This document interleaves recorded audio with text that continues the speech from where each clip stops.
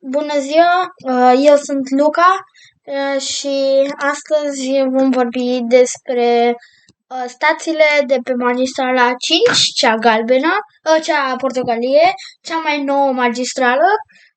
Acesta este primul video cu voice acting, să zic așa.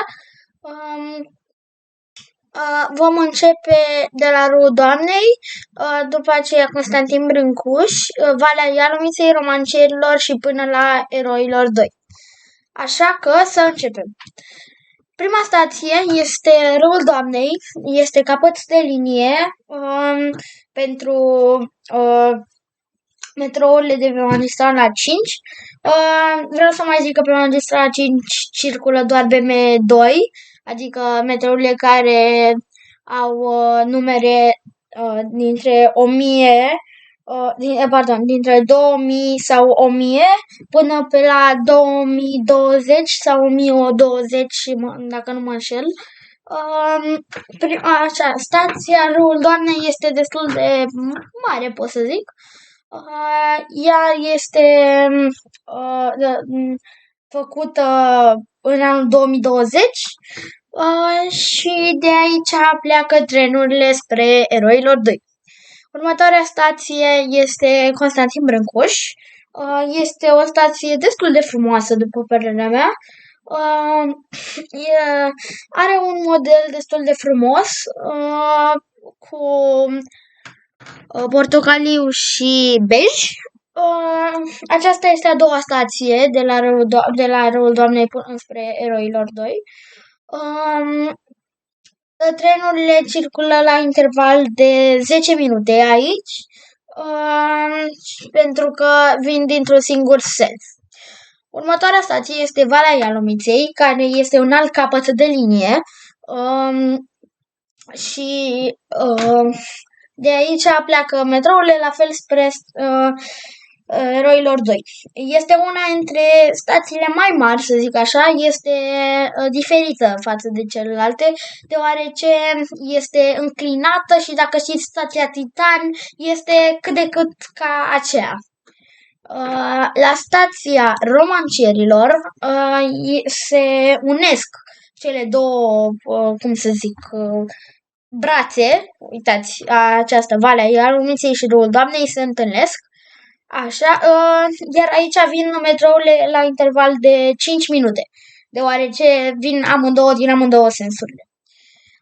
Următoarea stație este Parcul Multaberei, cu un model foarte frumos pe pereți. Este chiar are gurile de metrou în fața Parcului Mogheroș și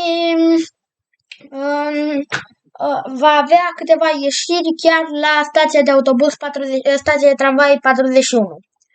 Și la fel, interval de 5 minute. Următoarea stație este Tudor Vladimirescu, mai exact drumul Taberei 34 sau 35, depinde cum vreți. Are un model de tot galben, dar nu cu bej, ci cu gri. Interval de 5 minute la fel. Următoarea stație este Favorit, este chiar la Favorit, lângă fostul cinematograf.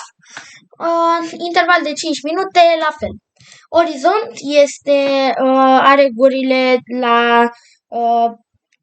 puțin mai la locotenent Găină, ca în stație de autobuz. Intervale de 5 minute, la fel. Academia Militară este una dintre cele mai mari stații de pe magistrala 5, pentru că are destul de multe guri de ieșiri și iese la răzoare, să zicem așa. Și este penultima stație până la Eroilor 2. Interval tot de 5 minute. Ultima stație, Eroilor 2, are un model foarte frumos pe pereți, desenate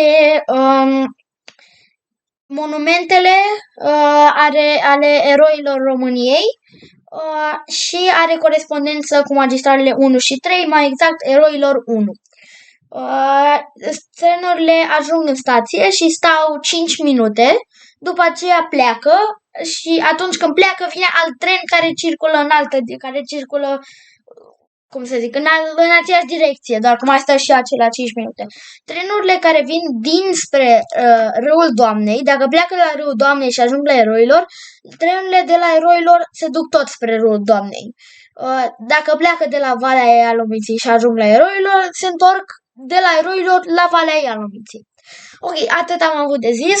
Sper să vă placă acest videoclip. Este primul videoclip dedicat metrourilor. Eu sunt Luca, prietenul meu David.